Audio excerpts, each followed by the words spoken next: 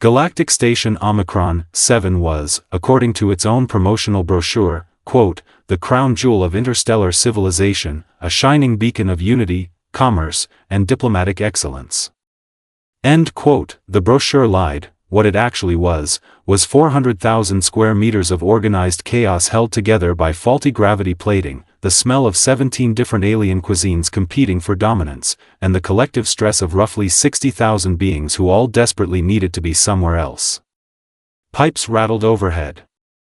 Announcement systems blared in 42 languages simultaneously, which meant they were understood by absolutely nobody. A Grellian merchant in the corner was having what appeared to be a complete emotional breakdown over a customs form. Two Fennery traders were arguing so loudly that nearby stalls had physically relocated. A maintenance bot had been spinning in the same circle for 3 hours and nobody had bothered to stop it. Yes.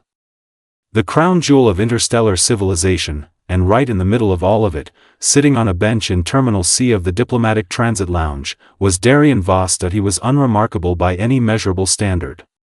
Average human height. Slightly wrinkled diplomatic corps uniform.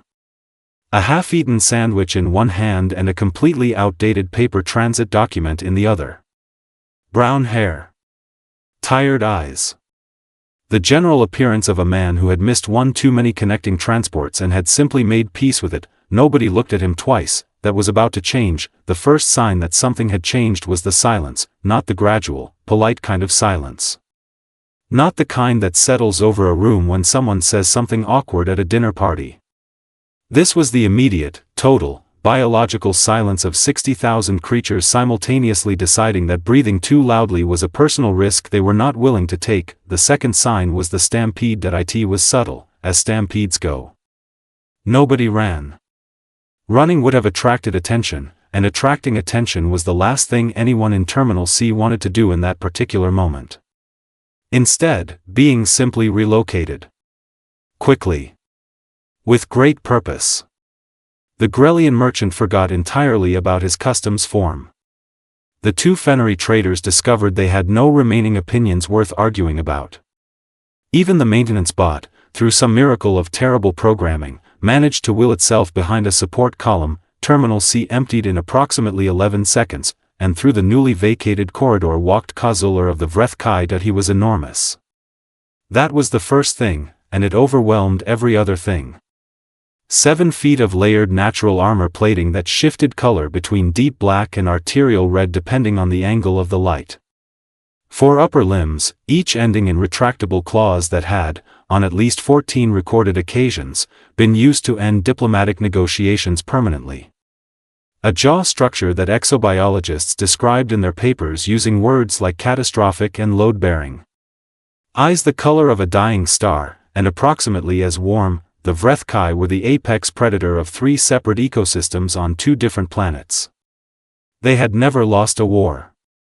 They had never needed to fight one twice. Kazuller surveyed the empty terminal with mild satisfaction, then he looked at the available seating. There was 1 seat remaining. It was next to the human with the sandwich. Kazuller walked over, folded his enormous frame into the seat beside Darian Voss, and sat down. Darian glanced up from his sandwich. He looked at Kazuller. Took in the 7 feet of natural armor plating. The claws. The jaw structure that could reasonably be classified as a geological event.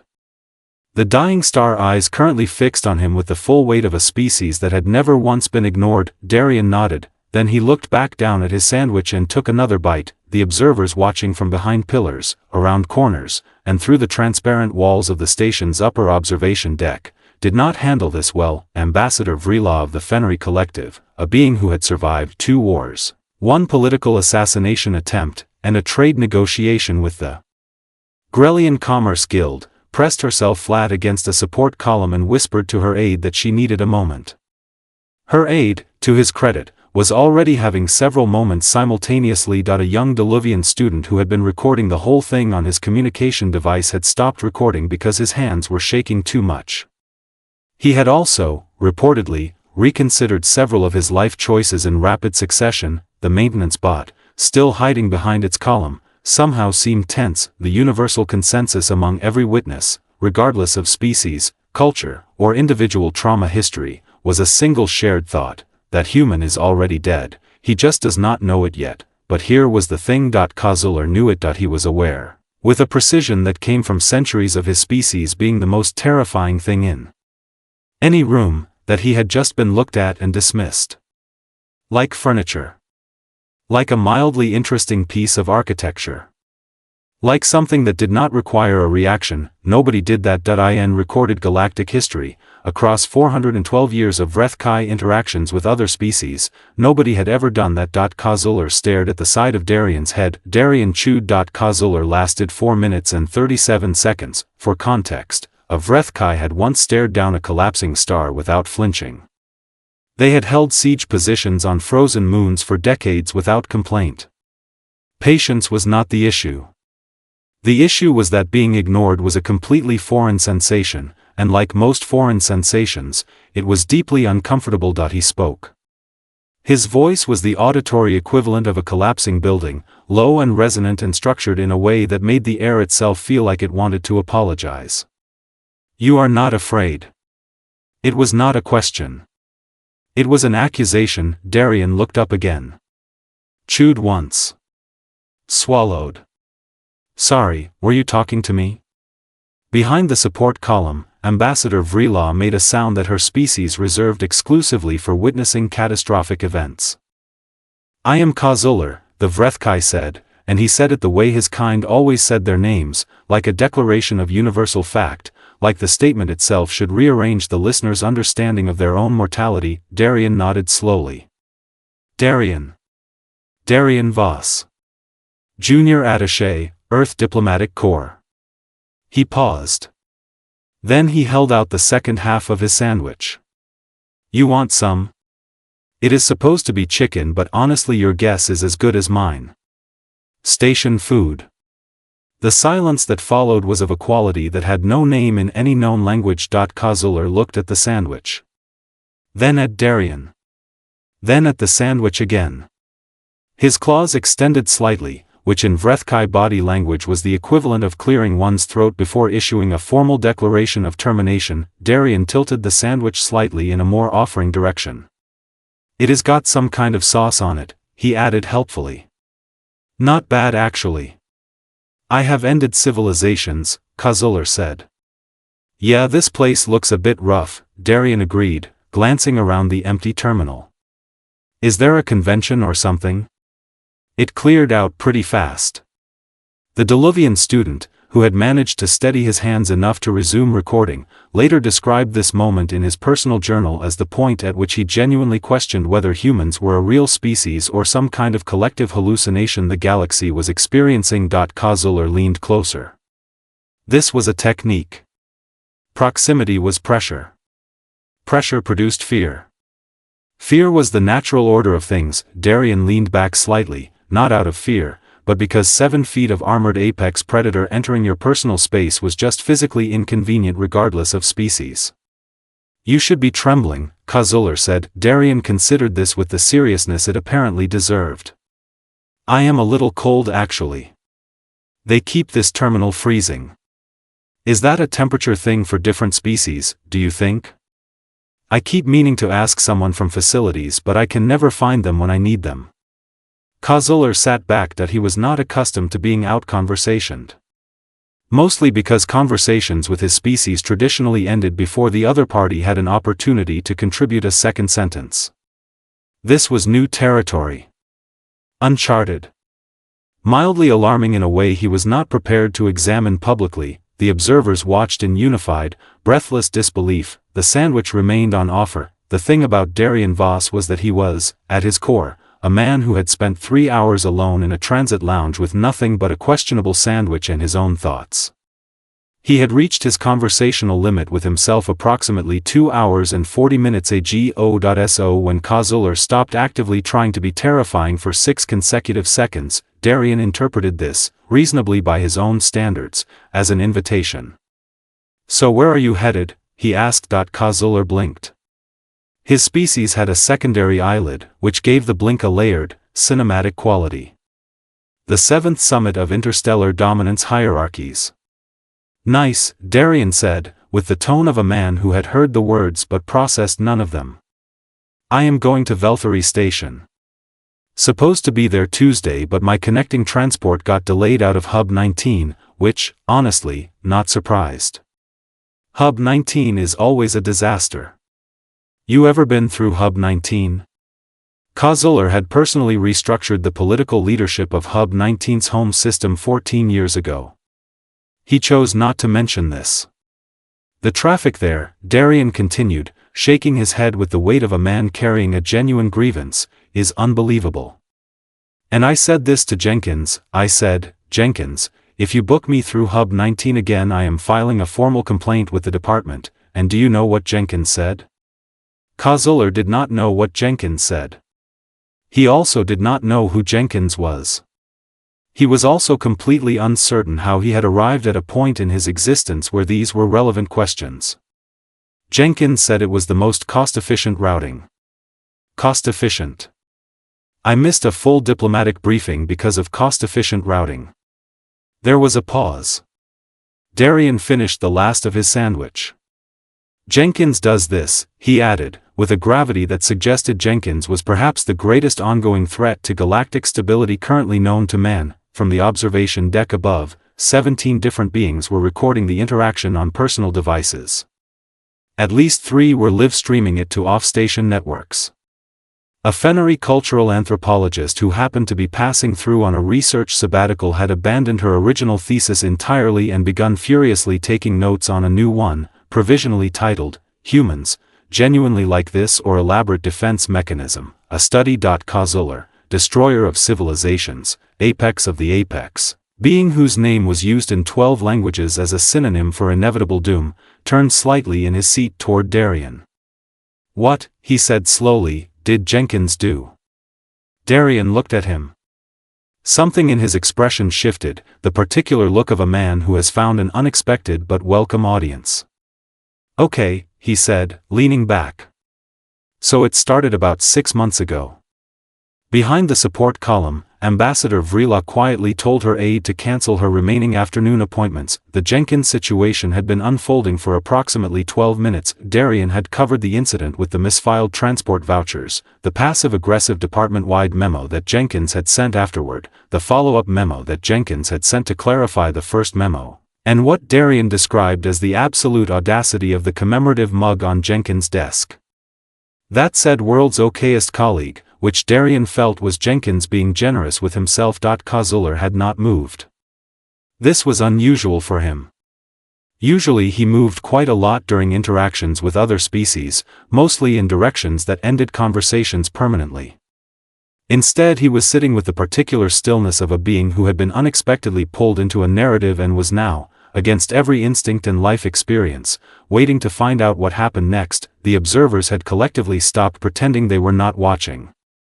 At this point 17 beings were openly gathered at the transparent observation wall above Terminal C, pressed shoulder to shoulder, recording devices raised, functioning as an involuntary live studio audience for a conversation that made no sense to any of them and yet was impossible to look away from. Then Darien said it. He said it casually, the way humans say things casually, without architecture or intention, the way words fall out of a person mid-story when they are comfortable and not paying attention to anything except the point they are trying to make. He said, I swear one of these days I am going to walk in there and just end him.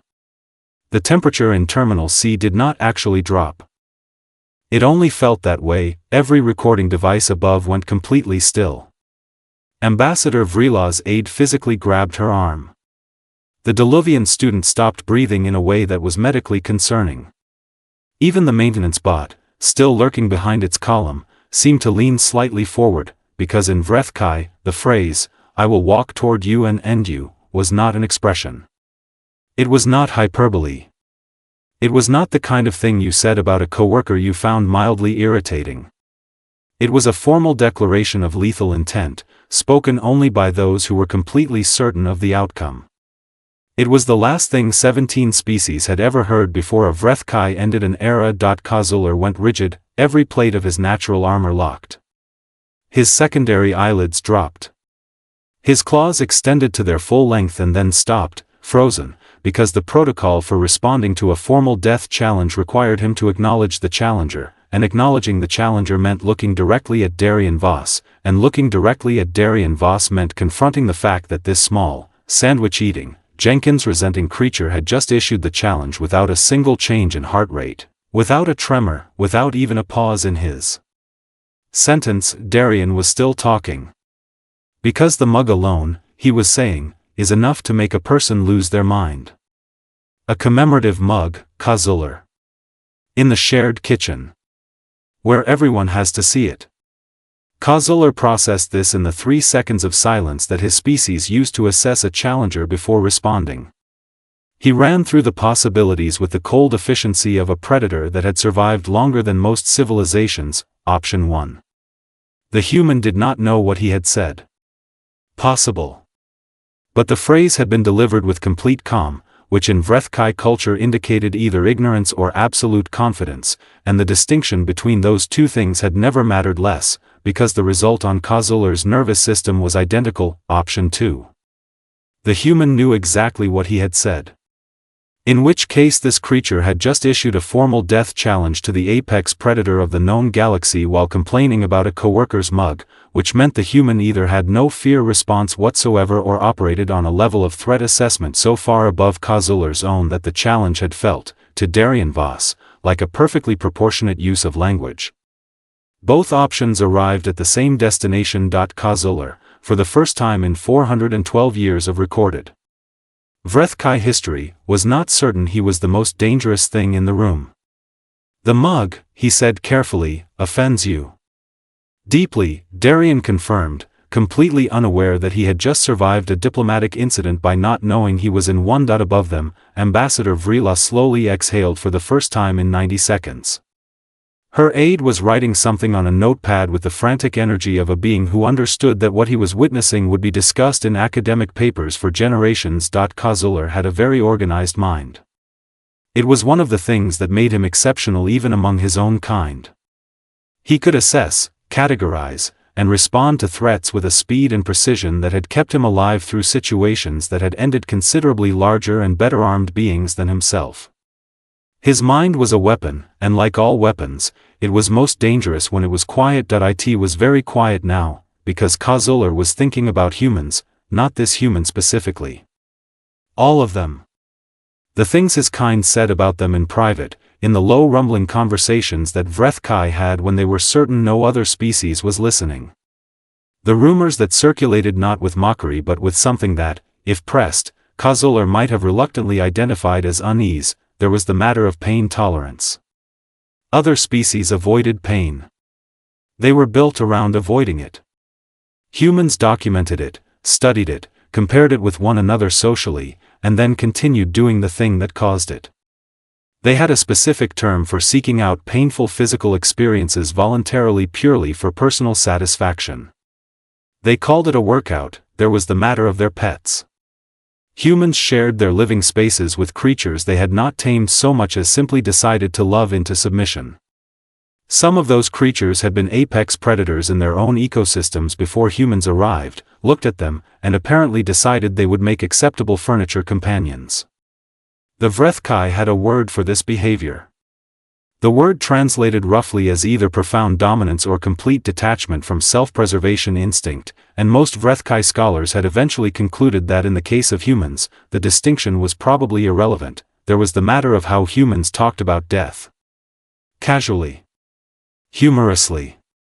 With a familiarity that suggested a long and comfortable acquaintance. They made jokes about it at social gatherings. They put it in their stories as entertainment.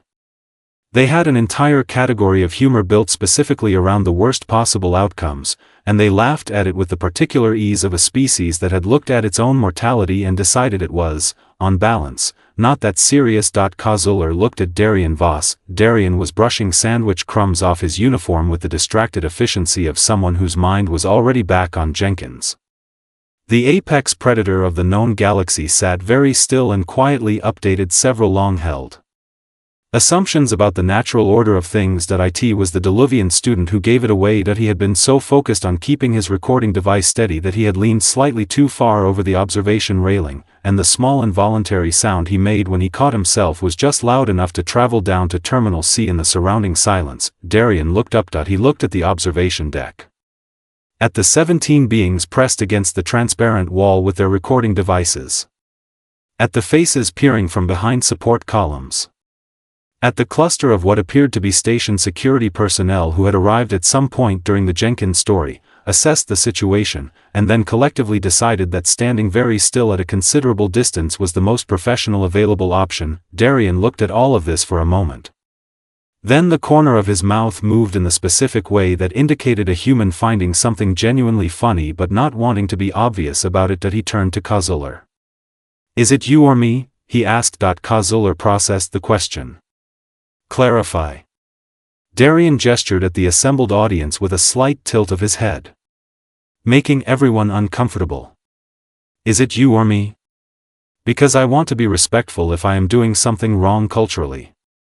I did sit down here without asking, technically." Kazuller stared at him. Darian waited for the answer with the relaxed patience of someone who was genuinely curious but would survive either response without any measurable distress. This, Kazuller realized, was perhaps the most alarming thing the human had done yet. Not the death challenge. Not the sandwich offer. This. The simple, unbothered, entirely sincere willingness to accept responsibility for the situation while showing not a single sign that the answer carried any personal consequence. Kazuller looked at the ceiling of Terminal C for a moment.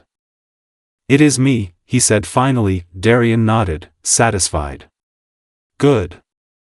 I hate causing a scene." It started somewhere deep in Kazuller's chest, not a growl. Not the low pressurized warning sound that his species produced before making a decision that other species tended to find final. Something different. Something that had no category in the behavioral documentation that 37 xenobiological research teams had compiled on the Vrethkai over 4 centuries of very careful, very distant observation. It built slowly, the way a geological event builds, with a kind of inevitability that you could feel before you could hear it. The armor plating across his shoulders shifted.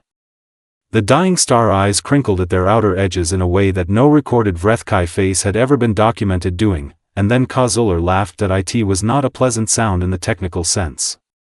It was enormous and resonant, and it moved through Terminal C like a physical thing, rattling the overhead pipes and causing 3 recording devices to briefly lose signal from sheer audio interference. It sounded like what would happen if a thunderstorm developed a sense of humor. It was, by any objective measure, deeply alarming. Darian laughed too. His was considerably smaller in volume. It was the uncomplicated laugh of a man who had been sitting in a transit lounge for 3 hours, had shared half a sandwich with the galaxy's most feared predator, had apparently issued a formal death challenge without knowing it, and found the whole situation, on reflection, pretty funny. The two of them sat there in Terminal C and laughed together. Above them, 17 beings stood in complete silence. Nobody moved. Nobody spoke. Nobody lowered their recording device. Because every single observer understood, with the particular clarity that comes from witnessing something that will never happen again, that they were watching a moment. The Fennery cultural anthropologist had stopped writing entirely. Her notepad was in her lap. Her pen was in her hand. She was simply watching with the expression of someone whose entire professional framework had just been gently but thoroughly dismantled. Her aide leaned over and whispered, "What do we do with this?" She did not answer immediately. "We have absolutely no idea," she said finally. "And that is remarkable." The footage reached 14 star systems before Darian's connecting transport was even announced. By the time he landed at Velthary Station, 3 separate galactic news networks had run the story, 2 military intelligence divisions had quietly requested full biographical files on one Darian Voss, junior diplomatic attaché, Earth Corps, and the Fennery Cultural Institute had fast-tracked a research grant with a budget that would have made Darian's entire department uncomfortable. The memos that circulated through embassy channels in the following weeks were, by bureaucratic standards, extraordinary. The Grelian Commerce Guild sent a formal inquiry to Earth's diplomatic office asking for clarification on whether human casualness was a negotiating strategy or a biological condition, and if so, whether it was contagious.